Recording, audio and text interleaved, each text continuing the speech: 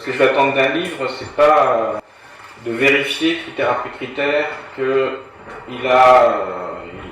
tient compte des acquis de Joyce, de Beckett, pourquoi pas de Debye, parce qu'on n'en finirait plus.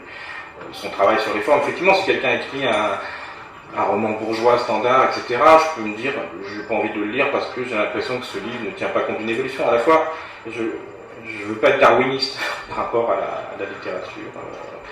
Il n'y a pas d'évolution, on n'est pas obligé de penser qu'il y a après Flaubert, de penser qu'il y a après Joyce, on n'est pas obligé de lire Joyce. Donc, je vais plutôt juger le livre sur son propre fonctionnement, et ce fonctionnement-là par rapport aux autres livres que la personne écrit. Donc c'est difficile à juger quand on a un premier roman, on ne sait pas où vont les gens. Quand il y en a plusieurs, on voit une cohérence.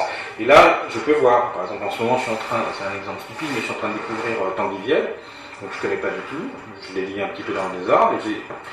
Et ce que j'essaie de voir, c'est voilà, qu'est-ce qu'il fait, est-ce qu'il se renouvelle, mais comment ça bouge? Est-ce qu'il a un système ou est-ce qu'il fait bouger ce système, etc. Et sur 2-3 livres, je vois que oui, déjà. Donc ça m'intéresse. Je vois qu'il joue avec des codes, mais pas que ça.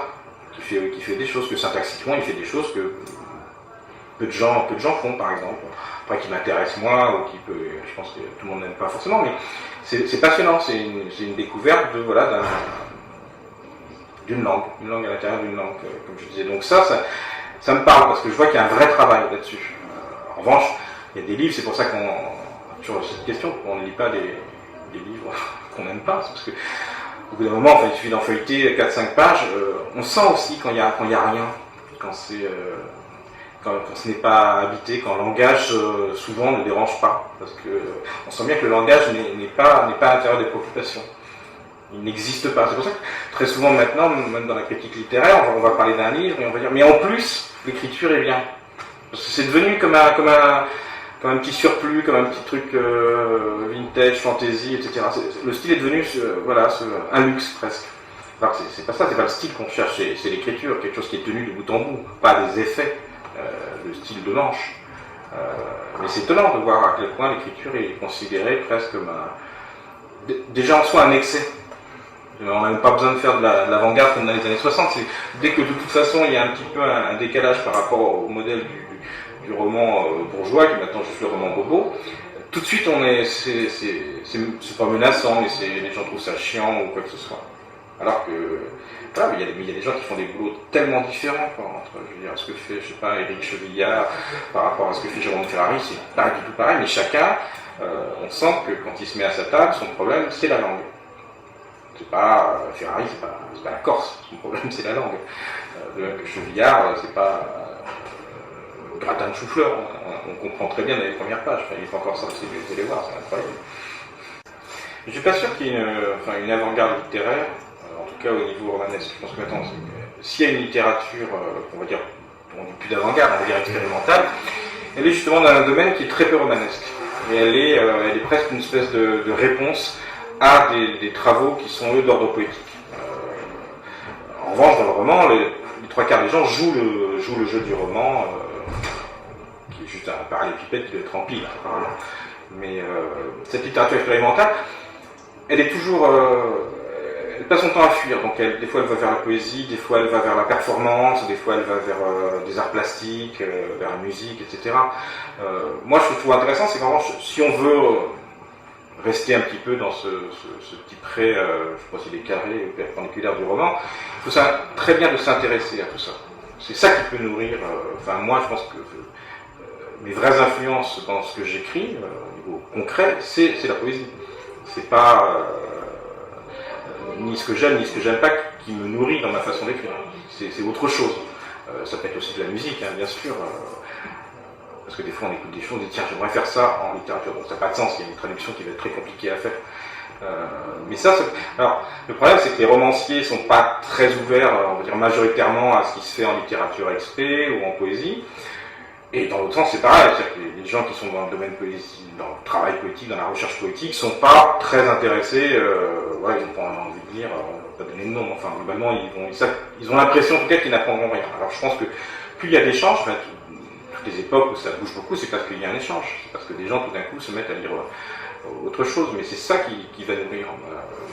Il ne s'agit pas de... Parce que personne se dit je vais faire un roman expérimental, enfin ce qu'on fait ça n'a pas de sens. C'est pas velléitaire, en revanche donc, je pense pas qu'il y ait vraiment une avant-garde. Je sais pas si on relit aujourd'hui Claude Simon, c'est-à-dire est-ce que c'était vraiment de l'avant-garde à l'époque? Est-ce que c'était pas quand même déjà énormément classique? Est-ce que quand je dis c'est énormément classique, est-ce que je le charge positivement ou négativement? C'est quelqu'un par exemple qui est immensément, Claude Simon, influencé au sens fort par Proust. Donc il y a quelque chose de proustien dans sa phrase, et qui décale, qui fait bouger, etc. Donc avant-garde ou pas avant-garde, peu important. En tout cas, lui, il répond à des aventures de langage. Et ça, je trouve ça important, parce qu'on répond à des aventures de langage qui sont antérieures, forcément, mais aussi contemporaines, et des fois décalées dans d'autres champs. Il ne faut pas être sourd à ça. Une des plus belles réussites, je trouve, par exemple, c'est les livres d'Olivier Cadio. Est-ce que c'est des romans? Est-ce que c'est de la poésie? Non, il fonctionne avec tout ça. Et il met le langage comme préoccupation principale, et en plus de façon généreuse, de façon drôle, parce que la poésie pour lui n'est pas quelque chose de sinistre, comme certains le croient, donc il fait tout fonctionner en même temps. Et c'est vraiment un cas d'hybridation. Et je pense que c'est bien des fois d'aller un peu vers l'hybridation. Mediapart.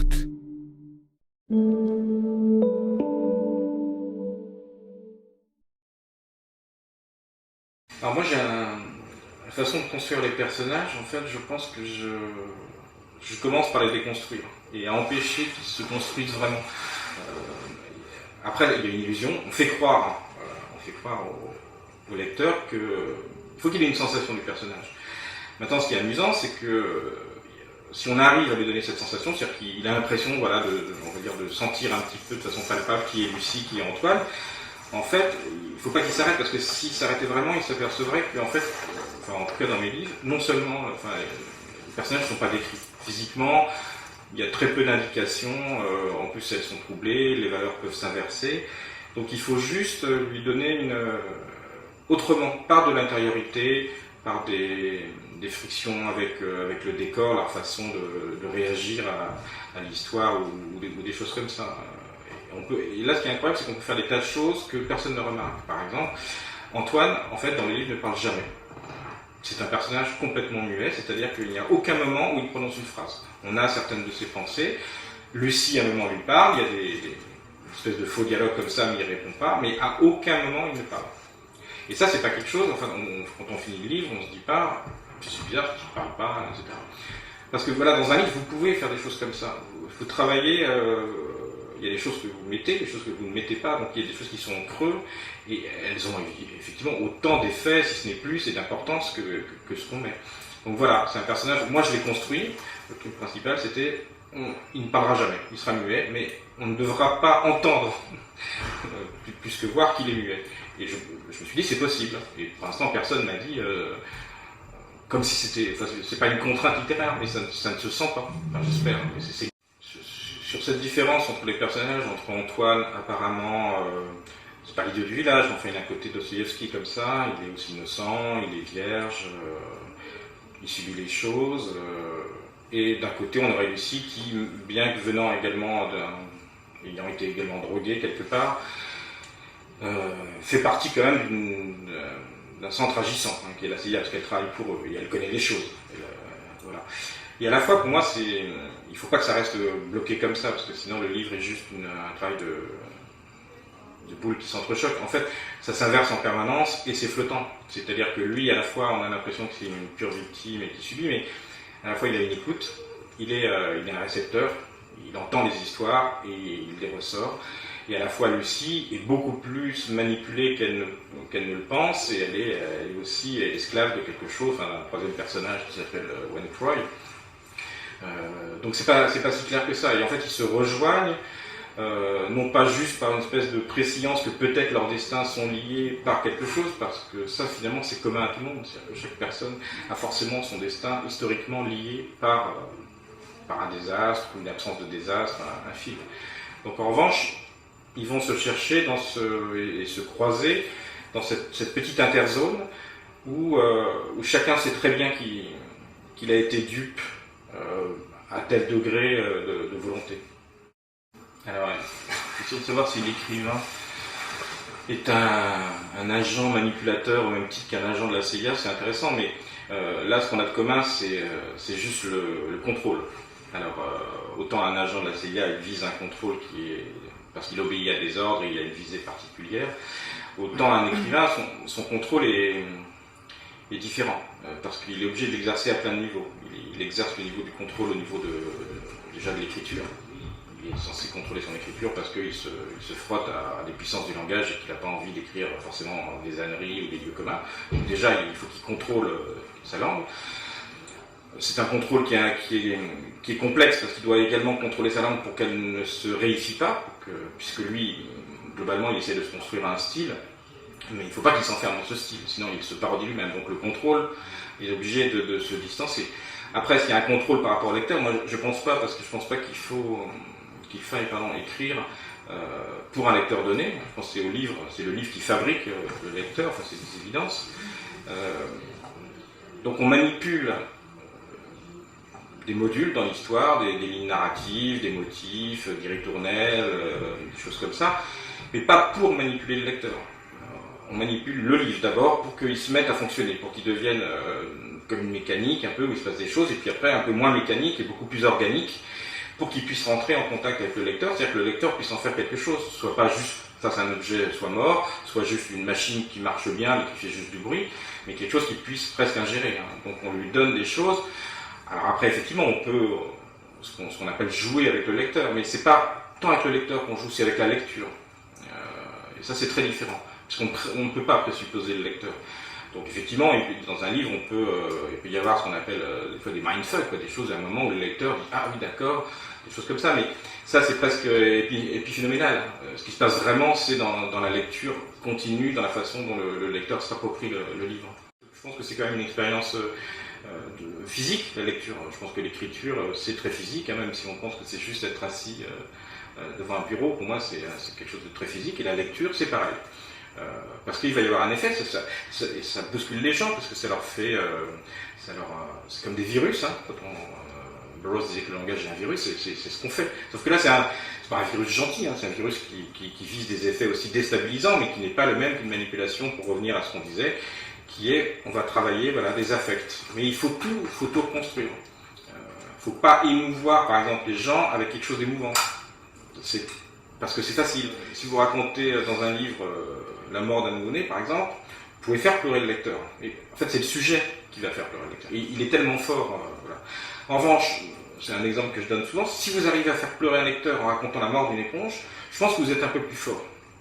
Et je pense que c'est possible. Je ne suis pas encore arrivé. Mais ce que je veux dire, c'est que voilà, on construire les conditions d'une émotion, ou d'une réflexion, ou d'un intérêt, bref, mais pas se servir des éléments donnés pour faire pression comme un levier sur le lecteur. Et ça, c'est ça le plaisir. C'est ce que j'aime par exemple chez Pynchon, qui construit vraiment des émotions, qui arrive à avec la complexité de la langue, de la syntaxe, arriver à ça, au lieu de juste raconter une histoire qui est émouvante et qui n'a aucun intérêt. Ça, c'est le danger de la littérature du roman. Le piège du roman, c'est de basculer du côté de la narration, uniquement, de se dire, de toute façon, ce que je raconte fonctionne. Si vous faites ça, c'est raté. Si en revanche, je vous dis qu'il y a une chose qui est capitale et importante dans le roman, la seule chose qui peut le sauver, et qui a toujours été le cas, c'est la poésie. C'est-à-dire ce moment où le langage travaille pour lui-même, et donc pour vous, parce qu'on est constitué de langage, et où donc on oublie simplement le pur tralala diégétique, etc., et la langue est en train de faire quelque chose, et ça se passe là-dedans. Et c'est ça, c'est pour ça qu'on lit, je sais pas, l'Odyssée comme un roman, c'est un poème, sauf que via la traduction et l'héritage littéraire, il est devenu, en fait, pour nous, comme un roman, mais au début, c'est un poème, et le roman, c'est quand même juste pas un poème qui a mal tourné, mais voilà, c'est un peu entrechoqué avec des histoires de fables, de contes, de choses comme ça, mais ce qui peut le sauver, c'est ça, c'est l'idée poétique. S'il n'y a pas ce soleil noir comme ça dans le roman, il ne se passera rien. Parce qu'il faut que ce soit le langage à un moment qui prenne les choses. C'est comme dans Balzac, on peut sauter des descriptions, mais c'est là que ça se passe. Donc c'est un paradoxe, c'est pour ça que le roman est un genre bâtard, parce qu'il a un côté, il s'enfuit vers un côté de pur conteur, et puis il y a des moments, il a envie de patauger comme ça dans le marais de la poésie, de l'écriture, où on y voit moins, où c'est plus trouble. Moi, ce que j'aime bien, c'est quand un livre, je me dis, bon, voilà, il est écrit en français, mais je voudrais savoir en quoi il est écrit d'autre. Est-ce qu'il est écrit je sais pas, en Mathieu Larnaudy, en Alban Lefranc, en Emmanuel Candré, je veux savoir quelle est sa langue à lui. Et je lui fais confiance pour m'apprendre sa langue et essayer de voir si elle fonctionne vraiment comme une langue. C'est-à-dire si le type a vraiment travaillé, pas juste son histoire, pas juste le décor, les personnages, on s'en fout de savoir qu'il fait 1m80, qu'il est brun, mais si je sens que quelque chose fait système, et surtout système organique. Et là, je peux apprendre, je peux réapprendre à lire. Et ça, c'est ça la vraie expérience de lecture, c'est pas juste aller de A à Z. C'est pour ça qu'on peut aussi jeter les livres, les prendre, les lire dans le désordre. C'est parce qu'on arrive à découvrir tout d'un coup voilà, un monde dans un monde, quelque chose qui grouille, qui vit, et savoir qu'il y a quelqu'un qui a travaillé à construire une langue à l'intérieur d'une langue, ce qui est très compliqué parce qu'il ne faut pas le faire avec du tralala, il ne faut pas le faire non plus trop dans la visibilité. Hein. C'est la fameuse phrase de Céline où il dit que le style c'est comme un bâton, si vous le mettez tout droit dans l'eau, ben, il paraît cassé, donc si vous voulez qu'il paraisse droit dans l'eau, il faut le casser, mais c'est au millimètre. Et chaque livre vous apprend cette façon de recasser le bâton pour qu'il soit droit. Alors c'est très compliqué quand on écrit sur, entre autres, une substance qui altère la vision, l'intellect. Parce que moi, je voulais pas faire un livre délirant. J'en ai déjà fait, sans parler de la drogue. Le délire n'est pas l'apanage de la drogue, réciproquement. Donc c'est pas un livre délirant, c'est pas un livre psychotique. Je pense que l'écriture, elle fonctionne pas comme quelque chose qui dit voilà, c'est comme si la drogue faisait écrire comme ça, c'est pas du tout ça. La matière même est délirante. Donc par exemple le chapitre sur Pont Saint-Esprit où on décrit un peu les hallucinations de ses habitants, si on le lit bien, il n'est pas du tout écrit de façon délirante. Enfin en tout cas dans la syntaxe, il n'y a pas un travail psychédélique, j'écris pas comme du... Enfin, j'ai pas de nom qui me vient en tête parce que je pourrais dire Burroughs, mais il n'écrit pas de façon psychédélique Burroughs non plus. C'est écrit très cliniquement finalement, mais la charge à l'intérieur est telle que des fois il suffit de quelques exagérations ou décalages pour qu'on ait effectivement cette impression. On peut lire le chapitre et se dire c'est complètement délirant. Mais c'est pas dans l'écriture que ça l'est. Parce que ce n'est pas le propos. On ne va pas redupliquer non plus, c'est pas la peine d'en faire trop. Donc la phrase elle part pas du tout dans tous les sens, à mon sens elle est tenue. Justement elle essaie de contenir ça, de contenir le délire raconté et reconstitué.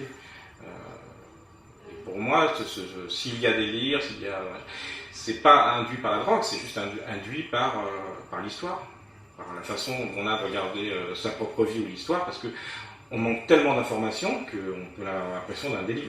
Sur ces symptômes, on va dire délirants ou qui annoncent un délire, je pense qu'Antoine n'est pas on est focalisé sur lui parce que voilà, c'est le travail du romancier, mais on comprend bien que c'est toute l'histoire qui est en train de délirer. C'est-à-dire que par exemple, cette nuit du 15 au 16 août 51, où il cuit ce pain maudit, donc en plus c'est très intéressant, parce que d'un point de vue religieux, effectivement, une inversion des valeurs, le pain qui est le bien commun, hein, la chose positive, c'est le corps du Christ, devient tout d'un coup maudit. Hein, c'est comme ça qu'il a été appelé dès l'époque, donc c'est très important. Donc voilà, le pain lui-même, la nourriture de base, se met à délirer. Et en même temps, on sait que le même soir, voilà, il y avait des chiennes qui passaient dans l'espace envoyées par les Russes, ce qui pourrait paraître délirant également, qu'il y a un type qui bat un record d'aviation, qu'il se passe également d'autres choses dans le monde. Donc de toute façon, il y a quelque chose qui est en train de se mettre à délirer. Alors c'est pas uniquement le 16 août 51, on peut trouver ça à tous les moments. Sauf qu'on vit dans l'ignorance de tout ça. Et lui, c'est comme si ça se déverrouillait. Et parce qu'il est à un moment en particulier, il est à un moment de l'adolescence qui est charnière, donc le livre raconte ça aussi, il raconte ce moment où on va se mettre à lire le monde comme s'il était constitué de signes. Et si on en voit trop, la lecture devient très particulière, forcément. Mediapart.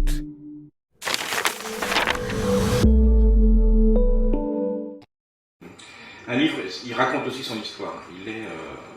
il parle toujours de lui quelque part, non pas de façon égocentrique puisque c'est un livre, mais dans sa gestation, dans sa construction, etc.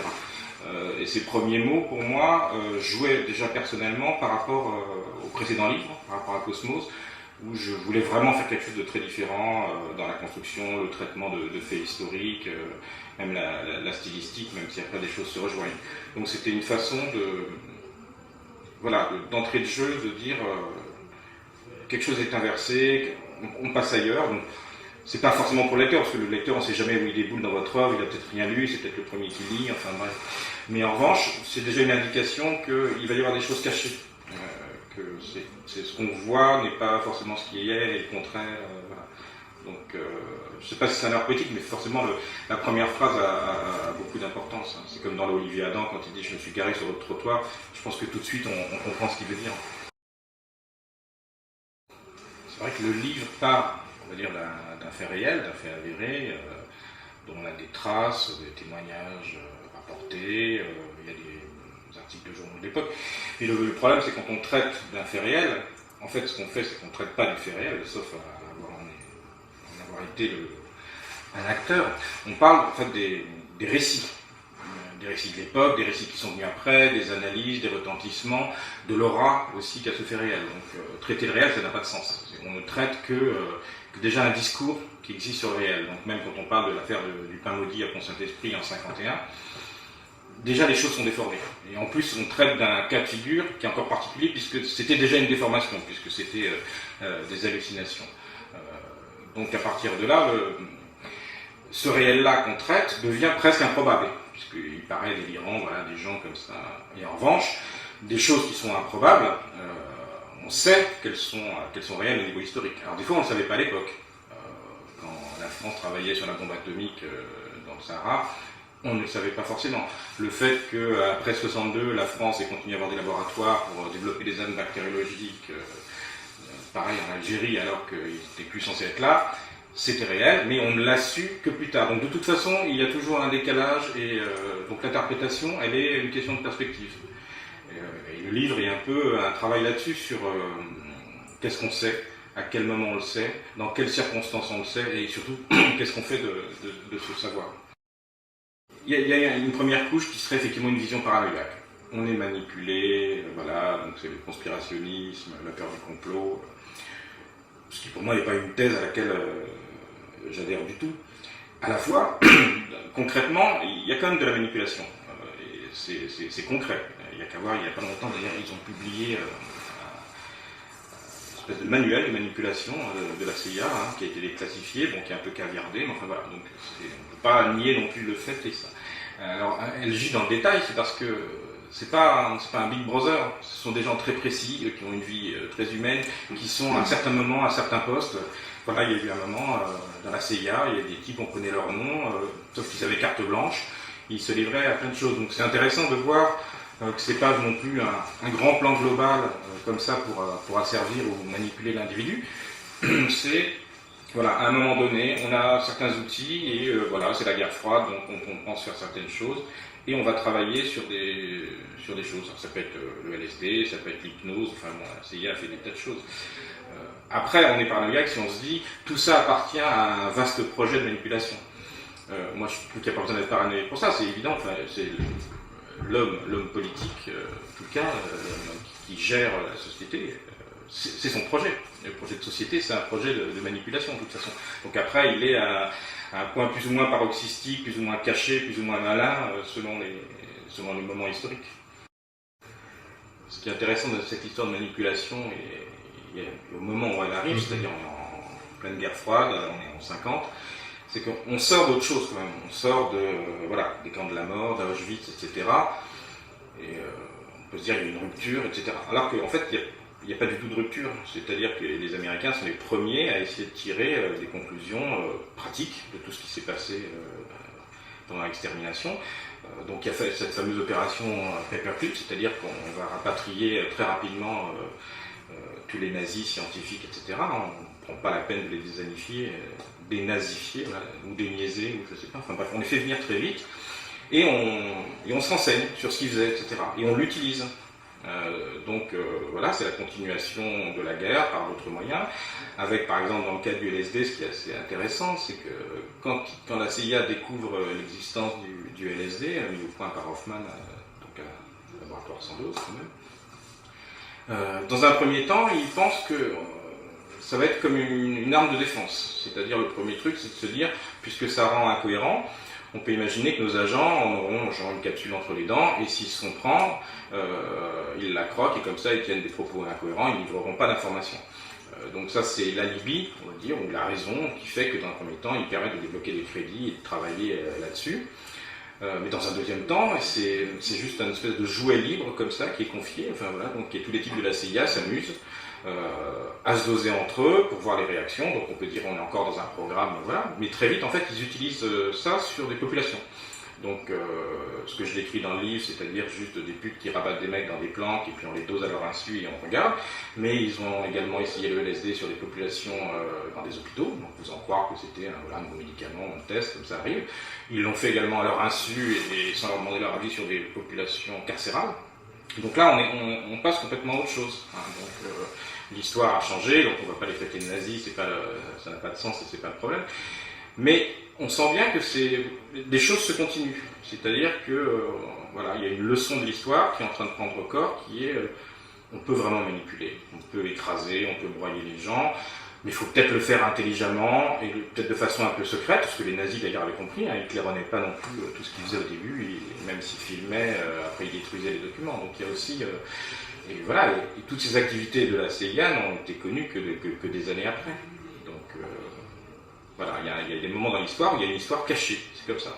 Mais elle n'est pas cachée forcément parce qu'elle est secrète, c'est parce que voilà, il y a des gens qui n'ont pas envie que ça se sache, comme ça se passe à plein de niveaux, et des choses qui sortent pas d'un bureau.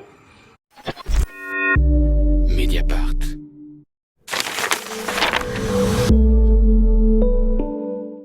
Un titre, il a souvent une histoire chaotique. Donc c'était pas le titre de départ, c'était pas le titre de travail du livre. Il s'appelait le Saint-Esprit, avec, voilà, comme ça on avait 3 initiales, le L, le S et le D. Et voilà, puis finalement, sur la fin, j'ai voulu changer parce que je trouvais que le titre fonctionnait moins bien, parce qu'à l'oreille, on n'entendait pas le jeu. Et puis bon, un titre ne doit pas non plus être trop programmatique, comme ça forcément. Donc finalement, l'expression était dans le livre, je crois dans le chapitre sur Lucie. Et voilà, après, souvent c'est le titre qui sort de lui-même du texte. Il se passe quelque chose, et je cherchais, et comme souvent un écrivain, il relit son texte en disant le titre est peut-être caché. Et je ne sais pas pourquoi, voilà, cette expression, tous les diamants du ciel, c'est imposé comme un titre possible. Et en plus, voilà, j'avais également les lettres LSD qui étaient dans l'ordre dans le texte, donc comme ça je m'y retrouve. Par exemple, sur le retour du titre, moi ce que j'aime bien, c'est que donc il joue ce que j'appelle comme une ritournelle, mais pour indiquer aussi qu'il y en a d'autres dans le texte. Et donc ça indique, s'il y a un retour des choses, regardez, il y a peut-être d'autres retours des choses. Donc il y a des choses qui reviennent, comme le langage souvent dérange, LSD, comme c'est toute autre chose. Voilà, donc c'est aussi une façon que le livre se structure par rapport à des refrains, en fait. Mais un refrain au niveau littéraire, il change de fonction à chaque fois, il ne joue pas de la même façon. En fait, la construction du livre s'est faite justement par cette découverte d'un crypto-psychédélisme existant en 50, en se disant, essayons de le suivre, essayons de voir comment il évolue, parce que ça va nous dire des choses sur simplement la façon de voir, la façon de percevoir au niveau des sens. Ça va nous dire des choses au niveau de comment certaines substances voyagent d'un pays à un autre, comment elles sont exportées, importées, achetées, vendues, comment elles sont manipulées, comment quelque chose qui a une arme psychologique peut devenir un instrument entre guillemets de libération ou en tout cas de déblocage mental. Donc à partir de là, une fois qu'on travaille sur cette matière, le LSD servait on va dire tout simplement de fil rouge. Alors après c'est un fil vibratoire, parce que c'est pas un livre sur le LSD. C'est pas non plus un livre sur la drogue, c'est pas. Pour moi, ce qui est intéressant, c'est que le lecteur ait l'impression au bout d'un moment que c'était le livre qui avait pris du LSD. C'est pas l'auteur qui en a pris et qui se met à écrire ça, je pense que c'est pas vraiment possible. C'est pas au lecteur de le lire dans un état second, c'est juste le livre qui lui-même fonctionne comme s'il était au LSD, c'est-à-dire qu'il déforme toutes les perspectives. Il a l'air de dire des choses aberrantes, mais on se dit, mais en fait elles sont vraies si on cherche un peu.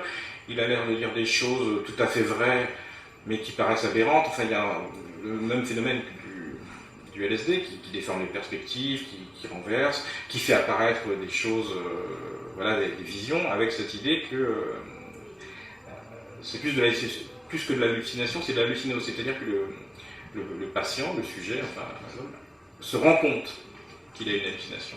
C'est pas comme si vous êtes juste sujet et vous êtes une pure victime. Vous vous rendez compte que vous voyez un tigre et que c'est pas normal, qu'il n'y a pas de tigre dans cette tapisserie. Et donc ça dit beaucoup de choses sur la façon de comprendre l'histoire. C'est-à-dire vous subissez les choses, mais à la fois vous savez que vous les subissez, vous savez que vous voyez les déformations. Et c'est toujours un peu le même problème qui était dans Cosmos, c'est jusqu'à quel point l'individu subit et peut intervenir. Alors parfois j'entends dire que j'ai une vision comme si l'individu était voilà, un pur esclave, il ne fait que subir, et dans Cosmos les personnages étaient vraiment des jouets. À la fois je pense que concrètement c'est vrai, l'individu n'est que manipulé en permanence. Il n'arrive à interagir, on va dire, avec l'histoire que lorsqu'il soit quand il est une pure individualité, c'est-à-dire qu'il est un dictateur en gros, soit quand il s'inscrit dans un champ collectif, enfin c'est des banalités. Mais globalement, effectivement, on ne fait que subir. Maintenant, il y a une façon de subir qui peut être plus ou moins active, plus ou moins marginale, et chercher d'autres lignes de fuite. En fait, moi, ce qui m'intéressait dans le livre, c'est qu'on allait passer de... C'est pas une description, enfin, pour faire vite, voilà, disons une description de la France, ou d'un village, d'une ville des années 50, à un Paris post-68 donc on a deux époques, on va laisser en plus une espèce de gap, de hiatus entre les deux. Il faut y avoir des changements. Et tout ça était important parce que c'était pour aussi montrer l'histoire du LSD, elle raconte ça aussi. Elle raconte une drogue qui n'existe au début que, on va dire, pharmaceutique, médicale, un but psychiatrique. Puis ça change très vite et ça devient une arme psychologique. Et après, en revanche, il faut attendre quand même de 50 à 68-69 pour qu'en tout cas aux États-Unis, le LSD devienne quelque chose qui appartient à la jeunesse hippie, avec la population de San Francisco qui se multiplie comme ça, et les gens qui en prennent ouvertement. Donc là, on a une évolution d'une substance, d'une forme aussi, d'un mécanisme. Donc c'est intéressant parce qu'en revanche, ce qui se passe en 51, c'est un mini Woodstock quand même avec 200 personnes, mais près d'une fontaine à côté d'une mairie où les gens ne dorment plus et se mettent à délirer, et ça on le sait, enfin moi j'ai rien inventé. Donc voilà, on avait déjà en gestation, le psychédélisme existait de façon pionnière dans un village de France. Ou pas le LSD, puisqu'on n'a aucune preuve, mais en tout cas quelque chose qui, voilà, on sait qui fabriquait de l'hallucination par le même alcaloïde en tout cas. Donc ça, on a deux parties, on a deux France, on a deux moments. Donc Antoine est plus dépositaire effectivement de quelque chose qui est de l'ordre du 19e et derrière effectivement de Flaubert. Enfin, c'est pas une réécriture de la Tentation de Saint-Antoine, mais moi je l'ai vraiment relu et j'ai essayé de jouer là-dessus parce que si on lit la Tentation de Saint-Antoine de Flaubert, c'est quand même enfin bon, on sent que Flaubert avait essayé certaines substances, c'est clair. Mais c'est très intéressant cette façon de l'hallucination. Elle est forcément, au début, elle est religieuse, avant de devenir, on va dire, démocratique, populaire ou quoi que ce soit. Donc voilà, ce passage, c'est pas de Flaubert aux Beatles, mais il y a un sens. Alors peut-être que Flaubert était pop un peu avant l'heure. Hein, ces chansons-là qui sont pas voilà, des grandes constructions musicales, pop ou rock, sont aussi importantes parce qu'elles déterminent des moments de la vie des gens. Enfin, les gens se construisent.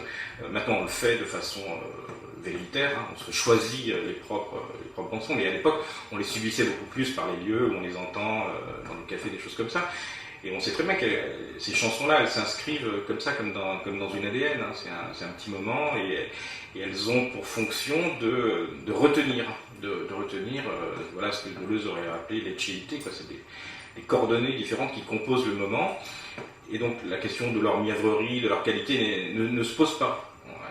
Elles entrent, voilà. Et on ne peut pas construire non plus un personnage avec ses émotions si on gomme tout. C'est-à-dire qu'on est mièvre, on est sentimental, on peut être tout. Enfin, et dans les moments, c'est comme ça que ça se vit.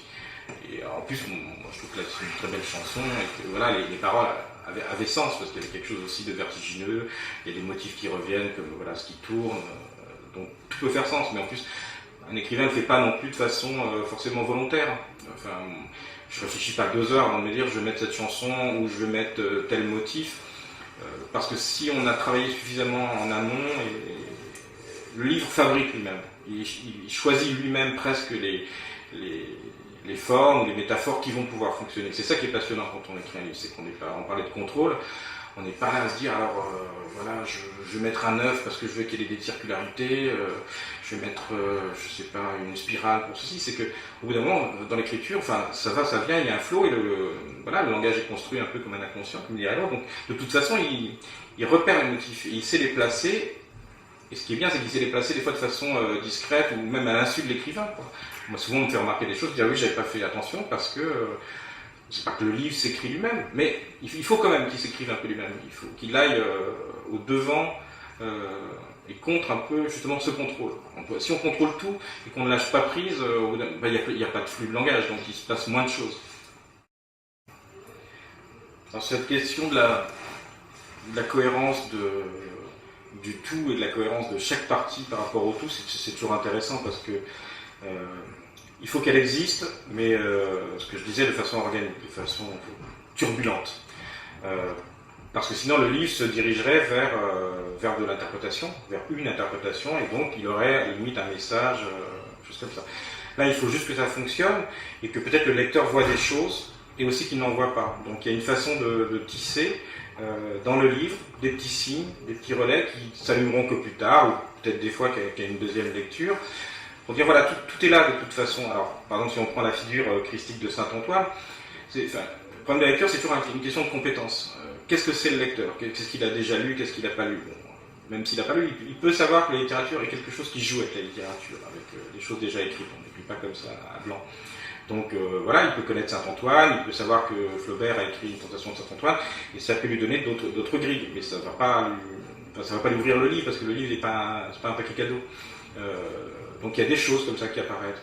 Il peut calculer l'âge d'Antoine, il peut voir qu'à la fin du livre il a 33 ans, enfin, mais ça ce sont c'est comme des petites lumières, hein. On ne peut pas avoir le sapin qui s'éclaire comme ça, parce que de toute façon on sait très bien que le lecteur n'aura pas cette vision globale. Il ne va pas relire le livre non plus 10 fois et s'amuser à le faire fonctionner. Donc moi, je m'amuse également à mettre à encoder des petites choses comme ça. Certaines en me disant que peut-être on ne les verra pas. Pour une chose très simple, comme je voulais que le LSD soit très présent, en fait, il est présent pratiquement dans beaucoup de noms propres. C'est-à-dire que déjà tous les titres de parties forment, parce qu'à chaque fois il y a 3 chapitres, ça forme LSD si on prend la première lettre. Les noms des hôtels, le nom du sex shop, voilà, les 7 délices, chaque fois on a LSD. Donc on peut trouver ça puéril, etc. Mais c'est marqué, c'est juste pour me dire, voilà, dans la chair du livre, j'inscris les choses. Donc elles sont là, le LSD est présent sous une forme, voilà, comme l'ADN, c'est pas ADN, mais c'est LSD. Et donc ça ne sert à rien, au sens où on n'est pas dans un livre, les choses ne sont pas là pour servir à quelque chose, mais elles sont là. Et donc on peut les voir, ne pas les voir, et peut-être on peut les voir sans les voir, c'est-à-dire qu'au bout d'un moment, le lecteur travaille avec le langage, donc il sentira ces choses-là. L'écriture du chapitre qui se passe à Pont-Saint-Esprit en 51 n'est pas du tout l'écriture quand on est à Paris en 69. Donc j'aime bien aussi j'ai une façon de résumer ça qui est un peu peut-être absconce, mais qui est dire ce qu'on fait et faire ce qu'on dit. Donc là, on est en 51, j'ai pas envie de bousculer l'écriture dans un sens qui remporte à faux par rapport à ce que je veux décrire. En revanche, quand je suis dans Paris en 69 et que je veux rendre ce que c'est Paris en 69, il faut que l'écriture, elle change de vitesse, elle change d'angle, elle ait des ruptures complètement différentes, parce que c'est pas juste les petites notations qui font le décor, qui font que les gens, par exemple, qui connaissent Paris en 69 ou qui l'ont connu, peuvent sentir ça. C'est parce que vous dites qu'il y a un Saint-Brieuc et Saint-Zano, qu'à telle époque il y avait le film Macadam Cowboy. Évidemment, mais ça c'est du pur travail à la limite de décorateur, comme au cinéma, pour donner un effet de réel. Alors, en revanche, pour moi, il est plus important de le donner dans cette écriture qui change tout d'un coup, et qui fait que, pour moi, on impose quelque part au lecteur des régimes de lecture très différents pour qu'il y ait un effet sur lui, pour que lui-même vive la lecture comme une expérience qui est une question d'intérêt. Comment faire que chaque fois ça soit tout autre chose? c'est pour pas que je m'ennuie et pour pas avoir ce sentiment dont je parlais, qui est horrible de se pasticher. C'est-à-dire qu'un écrivain qui ne renouvelle jamais son système.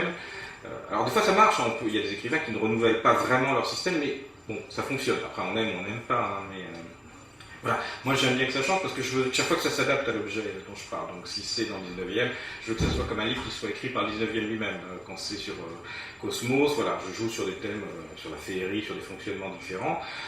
Donc là, quand je vais passer à autre chose, je vais forcément essayer de me poser des contraintes et de m'offrir des libertés qui me permettront justement de faire encore toute autre chose. Et c'est ça qui est super excitant, parce que ça veut dire que chaque fois que vous créez non pas un monde, mais vous créez les conditions, le possible d'un monde littéraire qui est différent, où vous allez pouvoir vous renouveler. Et ça c'est important, parce qu'il n'y a rien de pire que de ressasser les choses. On a trouvé son écriture, on est content, et on le fait. Et sauf qu'il y a ce moment où on peut se voir en train d'écrire et se dire, tiens, là je suis en train de faire du claro, je suis en train de faire quelque chose, je sais que je sais le faire, je sais que voilà, si je décris cette chose, je vais le faire de cette façon, j'ai déjà les moyens.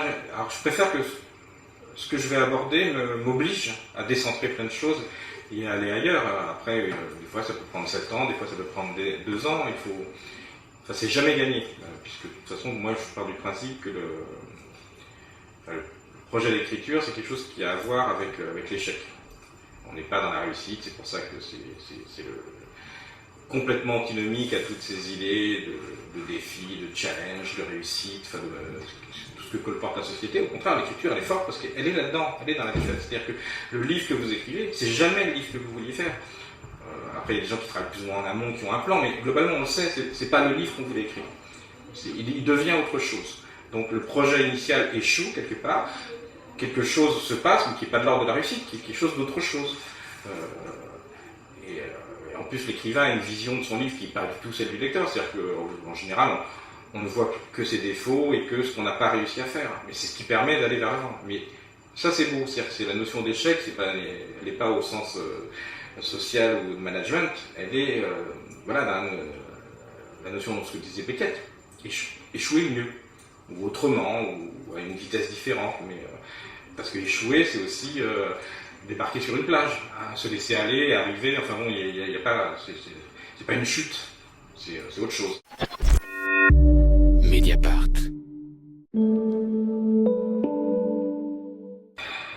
C'était toujours la même chose, la nuit tombait, les sorciers quittaient leurs repères, et les veines immenses de la ville, et les veines de moins en moins fluides des bras, les veines friandes d'espoir recevaient l'inspiration et l'exil, sous forme de froides giclées, acceptant sans discuter tout ce que la mort avait à écouler.